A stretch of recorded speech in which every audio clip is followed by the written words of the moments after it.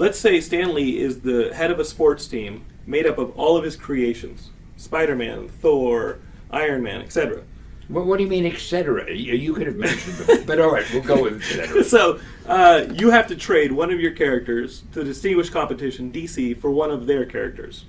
Which of your characters do you trade, and which of theirs do you select?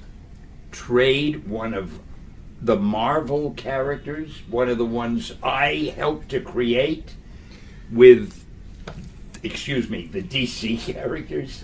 I think we better just forget that question, but before I become very insulted. I'm only kidding. Yeah. The DC characters, some of them are great.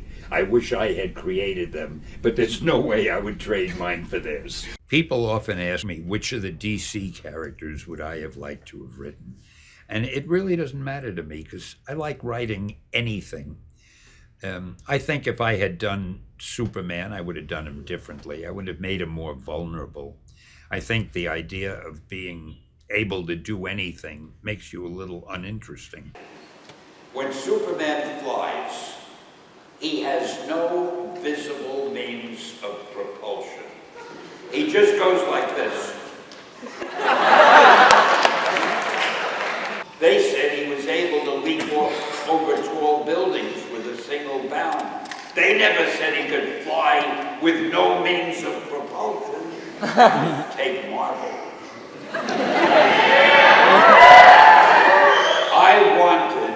I wanted Thor to be able to fly. So I found the most scientific method you could find. He takes his hammer, which is fastened to his wrist by a leather thumb, and he twirls the hammer as fast as a propeller, and then he lets go.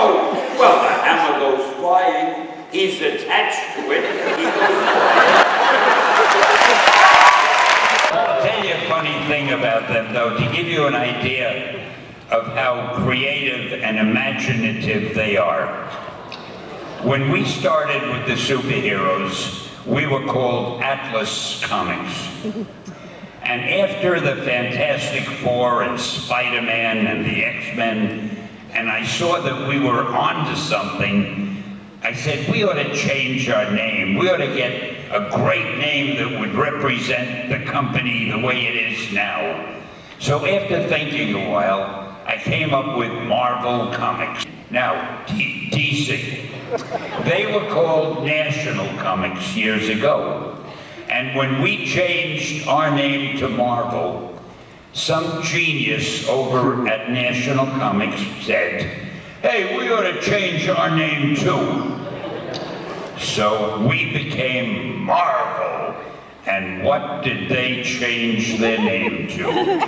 DC. That'll give you an idea of the kind of competition we had. The Marvel movies are the biggest money-making movies of all. And, you know, it's funny. I keep thinking DC could probably make a lot more money with Superman and Batman if they announced that I'd have a cameo in one. People wouldn't believe it. They'd have to go to the theater and see it. I think they should actually make a Stan Lee movie. Like, I have you think as the lead. I think of every one of them as a Stan Lee movie. The cameo, of course, is the high spot. I did such a wonderful thing for the human race that why do I have to pay taxes? Shouldn't I be tax exempt? Nobody else has created these characters. Use your influence. Contact Washington. I will. Okay, thank you. Batman is a good idea.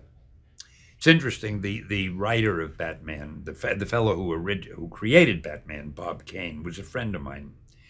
And he was a funny guy, just the opposite of me. He would go to a restaurant with me, we'd have dinner. The minute the waiter came over, do you know who I am? I'm Bob Kane, I created Batman. Here, I'll draw you a picture. I wanted to crawl under the table.